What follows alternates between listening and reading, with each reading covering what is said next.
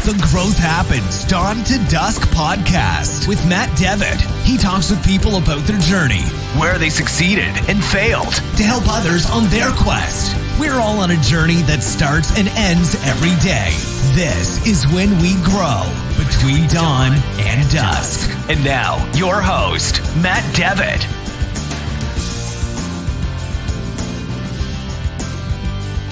Hello, and welcome to another episode of the Growth Happens Dawn to Dusk podcast. I am your host, Matt Devitt, bringing you another episode with a fantastic guest. This time we've got Dr. Chris Cloney on talking about combustible dust. And what's interesting is we take a fun little tangent to talk about personal productivity. How does he stay productive? How does he stay engaged and sort out all of the many things that he has going on? So definitely stay tuned for that. It's a fun back and forth between technical topics on combustible dust and then also personal productivity. Really enjoyed my time with Chris. Before we get into it, if you guys are enjoying this, please share, like, subscribe, leave a 5-star review. All of it really helps. Now, without further ado, let's just get right into it with Dr. Chris Cloney. So Chris, welcome to the Growth Happens Dawn to Dusk podcast. Really happy to have you on. Definitely appreciate your time. Thanks, Matt. I'm really looking forward to it. Looking forward to, talking through to your audience. So just for the audience out there, so Chris and I actually crossed paths in the vast land of LinkedIn. And this has to do with both of our professional backgrounds, me being in bag houses, dust collection, things of that nature, processes, and Chris being involved in dust, but a very, very different application for dust. And this is one of the interesting things I think he's going to discuss when we get into this. But Chris, if you would, just for the audience, give a little bit of a background as far as, what you've been studying, not only just for what I know you about and all the work that you've been doing recently to promote combustible dust, but just, that elevator pitch background of yourself. Sure. I mean, there's a long version to this and there's a short version, but the elevator pitch one, I mean, today I own a independent research company that focuses on awareness and education around combustible dust safety. So as Matt mentioned, you have dust collection, you have actually making products, you have mixing, you have blending, you have all these different facets. The facet I'm interested in is fire and explosion safety. So you think of health and safety as a kind of subset of powder handling. And then fire and explosion safety be a subset of that. So I started a PhD in that area back in 2011. It's a long process, so I didn't finish till last year, 2018. But I actually started in 2011 as well as a research engineer looking at high explosives, detonation, blast. So I've been around the kind of energetic systems and high energy systems for quite a while, which led to the PhD research, and that finished up last year. At some point in there, I started blogging about research in this area, and today I own a research company. So I think that was a bit longer than the elevator speech, but I'll let you kind of pick where to dig in from there, Matt. No, that was good. I assume the elevator pitch is anywhere, 13 floors to all the way to the top of right. What used to be called the Sears Tower, which is now, the Willis Building out in Chicago. So high energy materials, explosions, dust, things like that. That's what you're doing now. When did you kind of get yourself onto this path? I mean, you went right to PhD, but you had to have a master's and a bachelor's in there. So along that path, when did you start going, hey, this is pretty cool? Or did you just watch enough like Michael Bay big explosion movies? You're like, hey, I think I can make a business out of the safety side of explosions. Well, it's funny you say that. There's the recent Denzel Washington movie. What is it? The Equalizer. Equalizer 2, the closing scene actually has a big sugar dust explosion. So I think that's right. People are listening to check that out, because it's kind of interesting to see that we're making mainstream. But I mean, how I got into it, in 2011, I finished my undergraduate degree in mechanical engineering.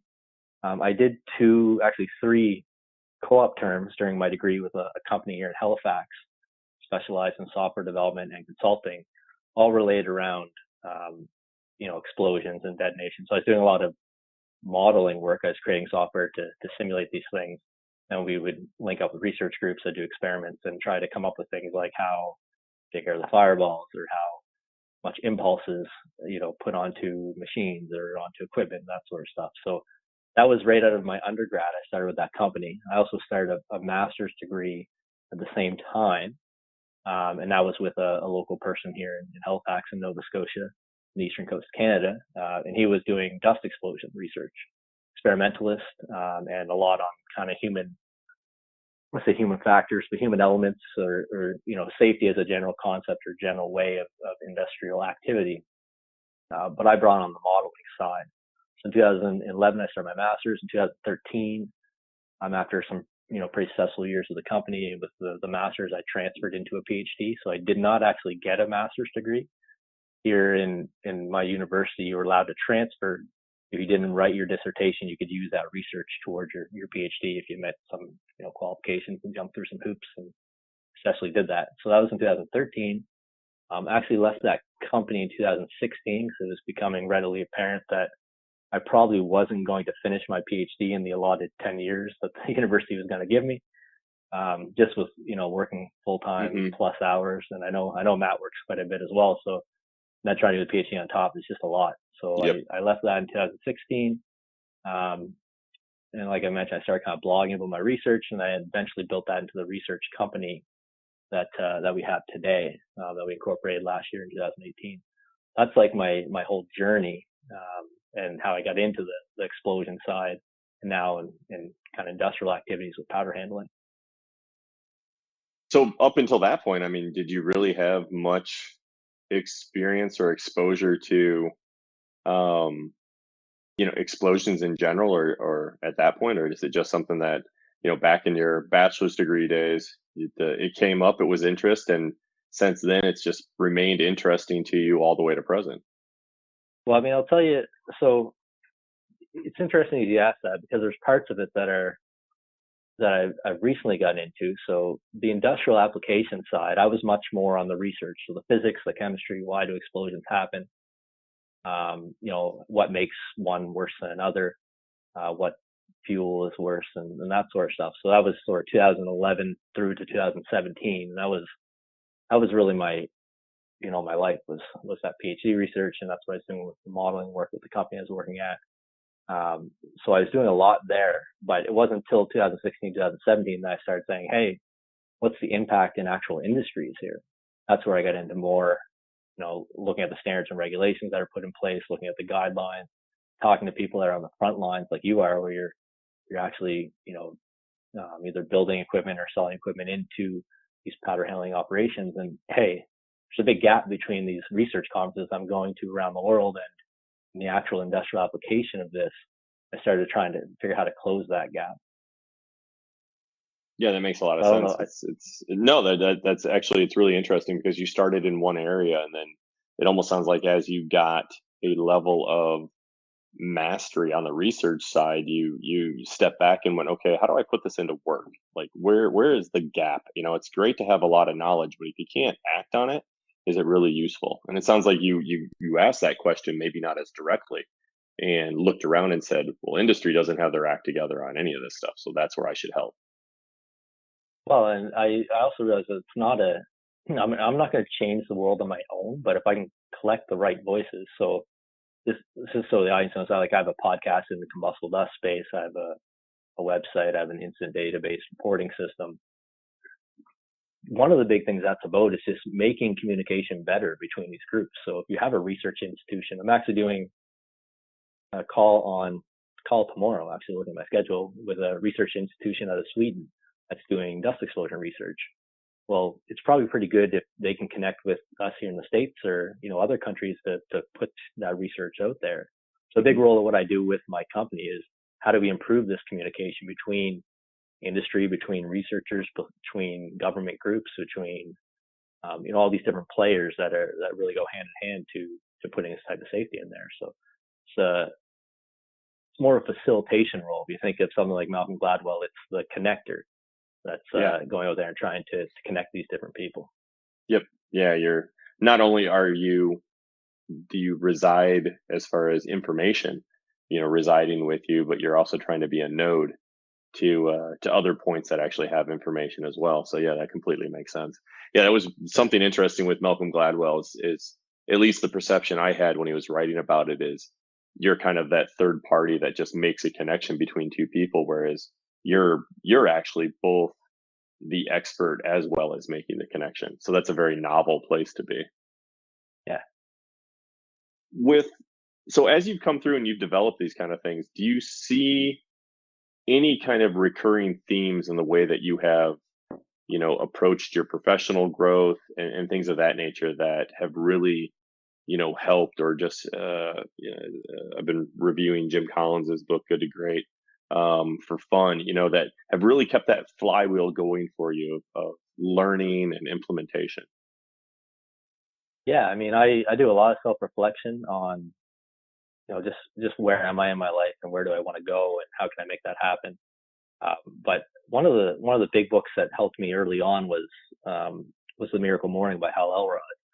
So he has this kind of system put in there. I think it's lifesavers, probably try to remember, but the S is for silence, the A is for affirmations, the V is for visualization, E would be exercise, R would be reading, and S would be scribing. Maybe don't quote me on that, but I think that's probably pretty close. So Hmm. I started trying to put those different things into at least my mornings, because back when I was working full time and trying to do the PhD, it was quite hectic, just trying to get everything in. But I always made sure I'm not one of these people that can sleep, 4 hours a night, but I could Right. probably do 7, and I don't mind, going to bed early. So it's all these days I'm up around 5:30, but I've been in times in my life where I'll be up at, 3:45. That gives you sort of that time to actually do some of these things. So I put a lot of that into what I do. Recently I've been migrating from, crazy amount of whiteboards in my office to taking those down and putting up some nice things. And I moved to sort of bullet journaling system for tasks and projects organization. I guess I could say, to be totally honest, I'm sort of fanatic about, personal productivity and all that sort of stuff. So, I read all the books, all the Brian Tracy books, all the personal self-organization. So I guess where's the kind of best spot to jump in, keeping in mind what, we could be here all day talking about this stuff. Yeah, you talk about Brian Tracy and I've definitely come across some of his stuff in the past. But so, okay, let's say you were, somebody walked into you, bumped into you wherever, again, elevator pitch idea, bumped into you and just frazzled, can't seem to get their day or their week under control. Like, where would you suggest they start based on all your experience in these areas? If I don't know them, the first thing you can do if you're in that position is breathe a little better, to be totally honest. Breathe a little deeper, breathe through your nose. That will immediately kind of calm your nervous system a bit and allow you to get in a place where maybe you could start to change some of those things. And it's a little bit underrated. People, I'm not saying that I'm really great at it, but I have noticed a big difference that if I take time to actually, even right now that I take a couple breaths, it's like, okay, well, I feel a little more calm. So it's a small thing. It's a small adjustment you can make in your life, but learning to breathe a little better could just help you, leaps and bounds down the road. So that'd be the first thing. The second thing is why are you so frantic and hectic? And it's probably because there's a lot of things that are in your head rattling around. So there's a couple ways to get those out. Brian Tracy would say you need to write down a big list. Marie Kondo, which is the new big thing on Netflix, say you got to take all the clothes out of your closet and throw them on the bed. But all those crazy ideas that you have, you need to get them in one spot, and just like look at them and almost bask in how big and scary it is to have all those different things. Then once you have them all in the open, then you start to, okay, well, this is the first thing I got to do. This is the second thing I got to do. These things I'm not going to be able to do. So let's, stop worrying about them and take them off the table.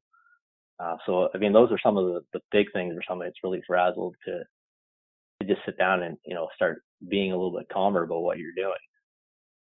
Yeah, that makes complete sense. So it's interesting you bring up the breathing thing, and I've heard this from other people have brought this up before, and I've really started to put this into play when I do any kind of public speaking, to an audience Yep. that's somewhat foreign to me. And just last week, I was at the IEEE PCA conference, gala dinner at the end. I'm handing out a meritorious service award, and it's one of those where, and have a feeling you're probably the same way. It's like I don't not like talking in front of people, but I wouldn't willingly do it all the time. It's like I'm very aware of the fact that this is somewhat outside of the norm and a little uncomfortable. And just by basically like a couple minutes before I went on stage, like all I did was breathing through my nose, some belly breathing, and I stepped on stage and it flowed. Everything went the way I had planned. Like it's just for some reason you get your body into the whole like, hey, this isn't fight or flight. This is cool. We're all okay. And I've done that the last like 3 or 4 times. I've had to, give presentations regardless of size, and it's been super helpful without a doubt. So I don't think it's woo woo at all. I think it's completely under discussed. Yeah, I would agree. And I mean, my wife says it to me, right? I'll finish work and come home and be all stressed out. She's like, okay, just take a second to breathe, and you breathe, and then you're like, oh, well, oh, life's not that bad. It's right. I'm home, and it's another good day, and you got a house or you're living in, or whatever it is. Like it just helps. It's almost like a reset button. Hmm. So it's a good starting place. I mean, it's not going to get you, breathing's not going to get you through all the rest of your life, but it can calm your nerves for the moment anyway. Yeah, and I think what it leads into is it was really your second point. I feel is really dead on. Hearing you say it out loud, it's get everything out so that you can see it, but even just below the surface on that, it's allowing people to understand like they control more than they actually think. I think it's why a lot of people panic is they feel they've lost control when really if they just chunked down the big problem they have into smaller sections. So like you said, a bunch of ideas bounce around. All right, let's chunk that down into something manageable. One, let's just get them into the physical world, right? Write them down, do something like that. And then now, okay, now they're there and you can see them all in one spot. Now you have control. Which ones stay, what goes, where do they go on the list? And so, yeah, I think that's very insightful, just allowing people to directly or indirectly get control of a situation, just like breathing, right? You breathe, you get your body back under control. It feels like, okay, I can own this. I've got it. There's definitely a lot of wisdom within that for sure. Well, then you have to. I think it's Brian Tracy. The book I'm thinking of is Getting Things Done. Okay. I think it's Brian Tracy, but it might be, maybe it's a different author. But I mean, that's this whole system is anything that comes to you.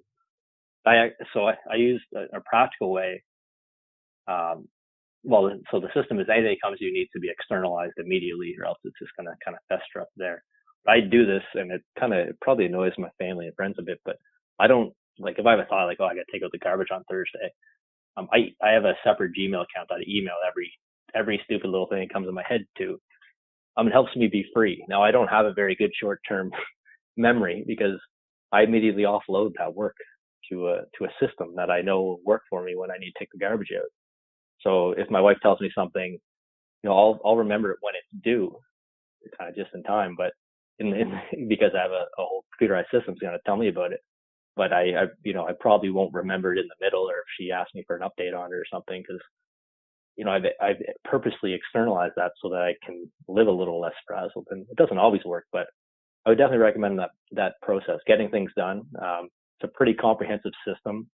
So just pick and take what works for you. For me, first, which is just capture every idea you have and externalize it. Really kind of work to get things out of my head.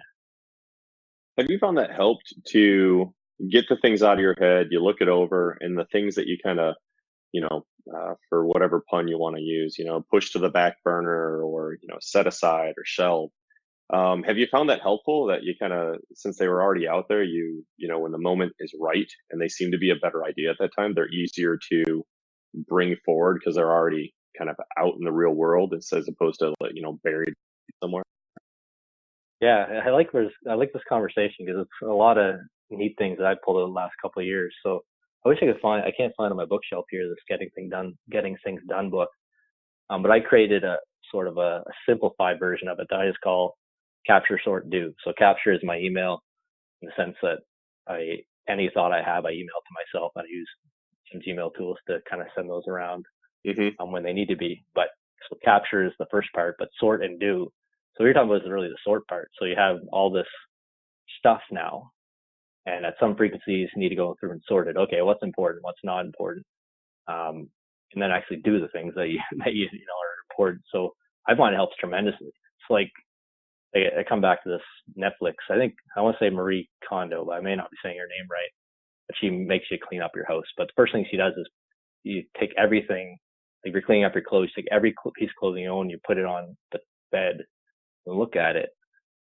And it's just like, there it is. There's everything that you own. It's almost a little bit overwhelming, where ideas and thoughts and tasks and projects, it's the same thing, right? Those are all the things you own mentally that are in your head. If you can get them out and place them, then you can kind of go, okay, well, this one, I really have a sentimental attachment to this one. I think I'll keep it.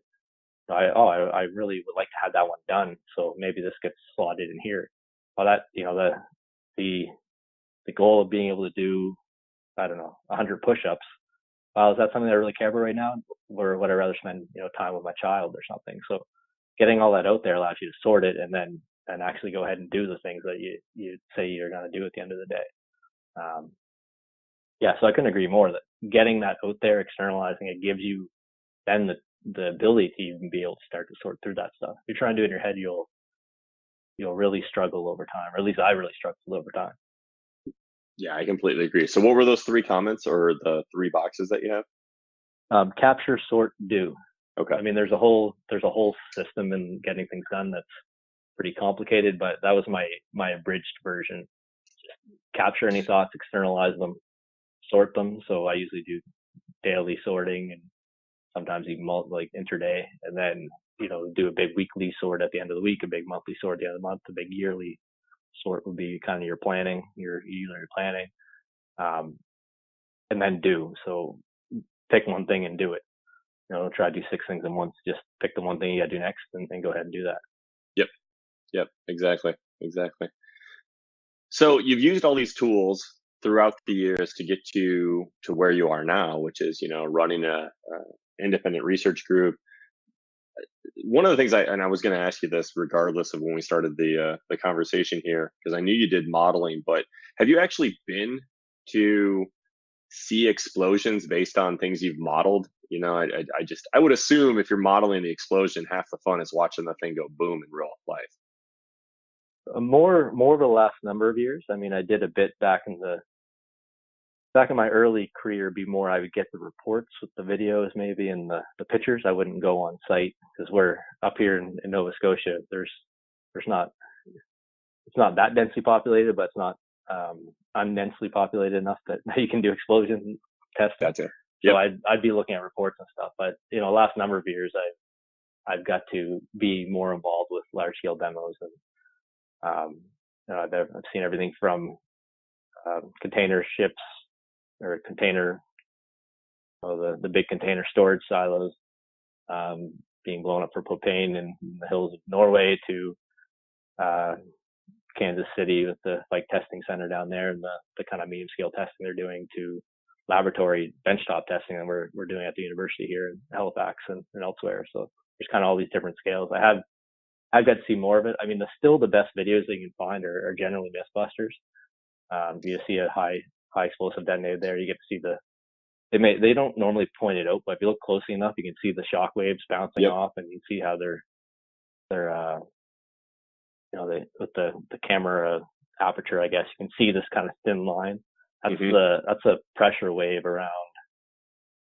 Depends on if it's a high explosive or a dust explosion, but multiples of atmosphere's pressure wave that causes something like that. Sometimes up to hundreds or thousands.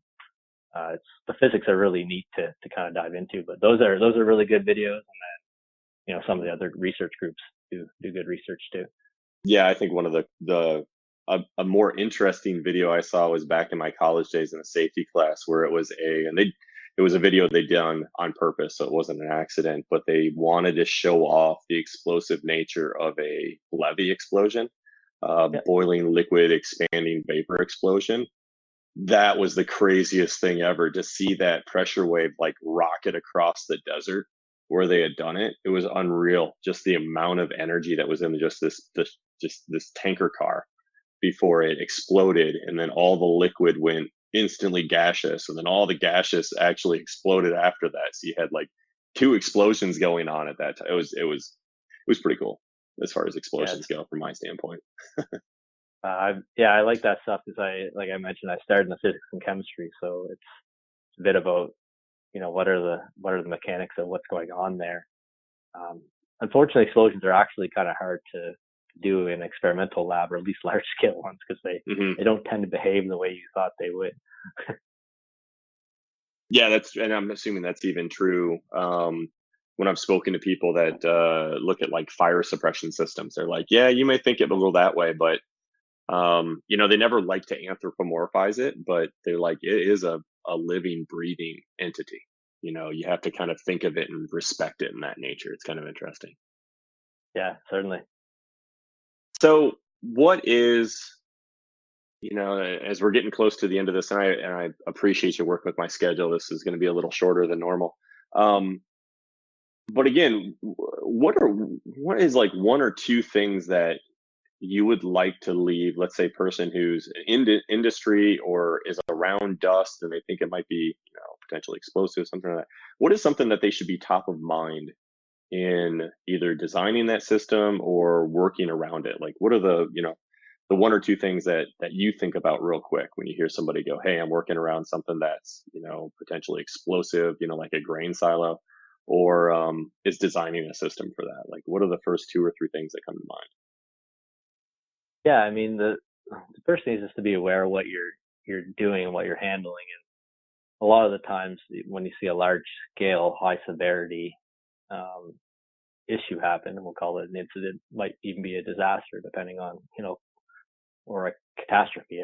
I use the word incident a lot in my work, and I wonder if that's a severe enough word for some of the things that we see, but that's a whole different topic.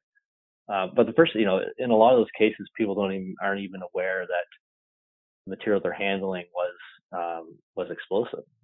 So I think of a case of a rubber dust explosion a couple of years ago, and there's a really terrifying video with the sole survivor. I think it's on Fox News. I'll probably pull up a link if you want to put it in the show notes. But he didn't know the rubber dust he was handling was explosive. What actually happened was there's a fire in their, I think maybe in their dust collector room or in their control room. And he went in the room, closed the door, and there's just this little small fire on top of this piece of equipment, and he just brushed it with his hand. And the whole room went up in flames. And he was in a coma for 6 months, I think, and severely burned over very large portions of his body. Couldn't get out of the room. So like really scary stuff. But so the thing that kind of in this video that hit me the hardest, there's a lot of things hit me hard, but at the very end he says, I didn't realize that it was an explosion hazard, but he also didn't blame his company in the sense that I think they did end up maybe going after someone, but it wasn't his boss or his company or the rubber handling company that he was even upset about, because he basically said, well, they didn't know either.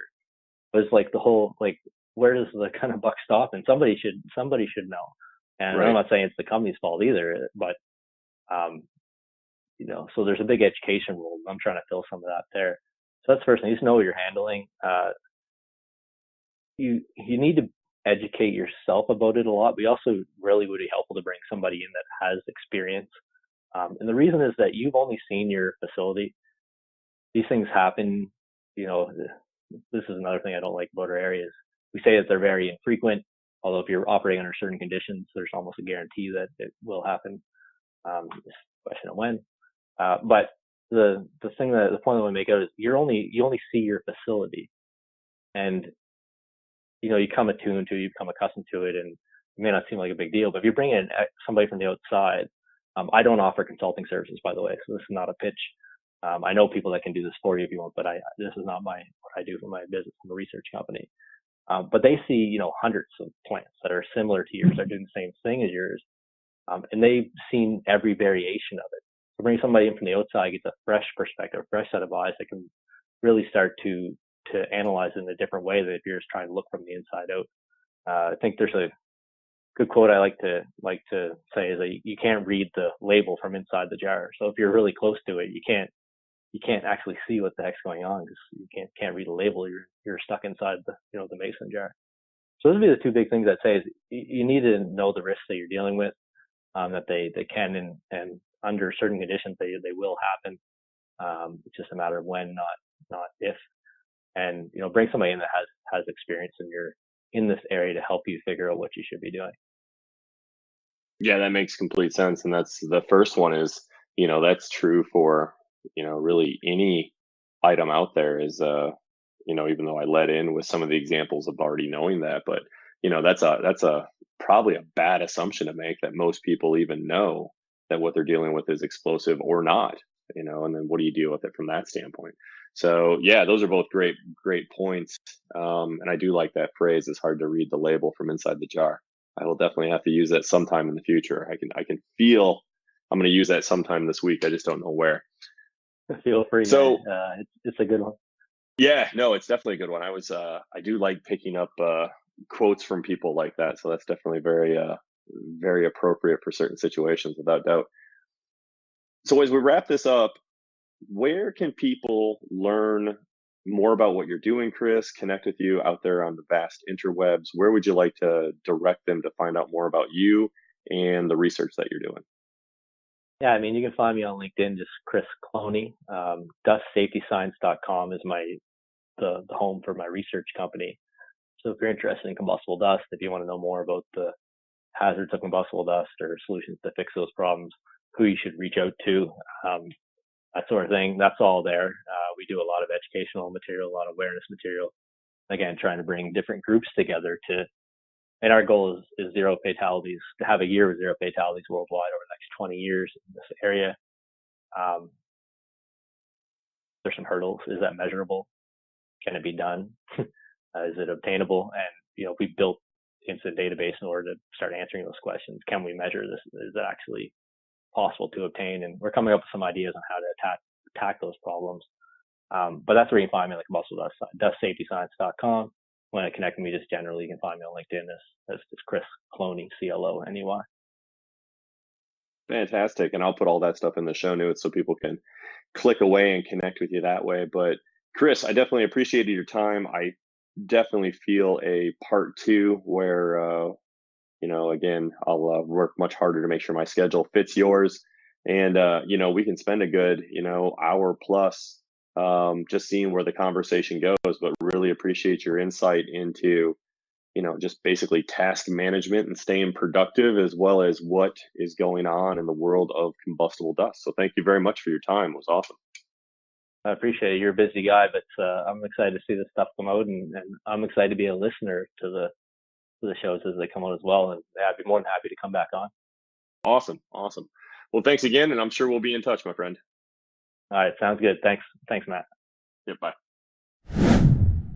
Many thanks again for Chris and his time. I truly enjoyed all of the information that he had, everything from combustible dust and how to be safe out in heavy industry through how does he actually sort through all of the ideas that are bouncing around in his head, coordinating a research facility across different continents, and just overall focusing on getting good information out to the public to be safe. Really enjoyed my time. Definitely you guys should check him out. I'll have his links and information down in the show notes before. If you want to follow me, those links will be in the show notes as well, but you can follow me on Instagram and Twitter, as well as see what I'm talking about from a business standpoint over at LinkedIn. So once again, I hope you guys are enjoying this. If it's adding a lot of value, please leave a comment, share, like, send it over to somebody else that this might be helpful with. But as I say with most of my episodes, remember everybody, growth happens between dawn and dusk.